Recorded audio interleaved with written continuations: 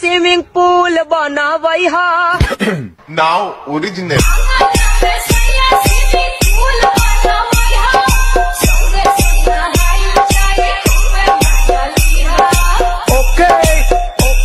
উফ কি জিনিস রে বাবা, এমন জিনিস দেখলে কি ছেলেদের মাথা ঠিক থাকে? কারোর কারোর মাথা নষ্ট হয়ে যাচ্ছে, আবার কেউ কেউ ওয়াশরুমে চলে যাচ্ছে। দাঁড়াই গেছে আমার সোনা। আমি যেটার ভয় পাচ্ছিলাম সেটাই হলো।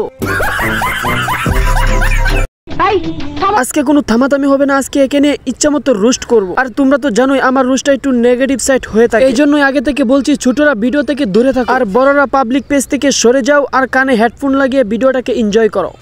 তোকে দেখে প্রথমবার এমন তো নাই আমার, ছুটে চলে তোর পিছু পিছু কোনো কথা শোনে না আর। তোকে দেখে প্রথমবার এমন তো নাই আমার, ছুটে চলে তোর পিছু পিছু কোনো কথা শোনে না। দেখ তোরা নোংরামি করবি তাতে আমাদের কোনো সমস্যা নেই, কারণ যার যার পাপের ফল তার নিজেকে ভোগ করতে হবে। কিন্তু এখানে সমস্যা হলো হিজাব এবং বুরকা পরে কেন নোংরামি করে? হিজাব এবং বুরকা পরে নোংরামি করা মানে ইসলামকে অপমান করা।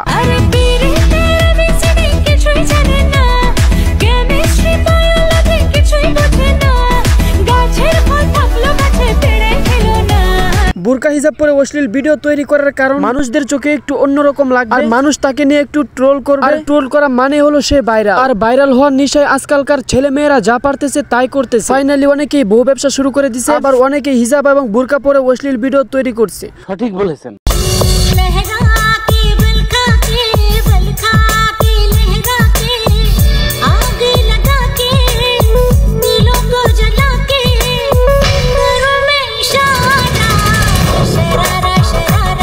দেশটা একটা মুসলিম দেশ, আর এইখানে অধিকাংশ জনতাই মুসলিম, আর এই দেশে থেকে এই খাঙ্কি মাগিরা ইসলামকে নিয়ে অপমান করে ভিডিও বানাবে আর আমরা কিছুই বলবো না? নো বস, এটা হতে পারে না।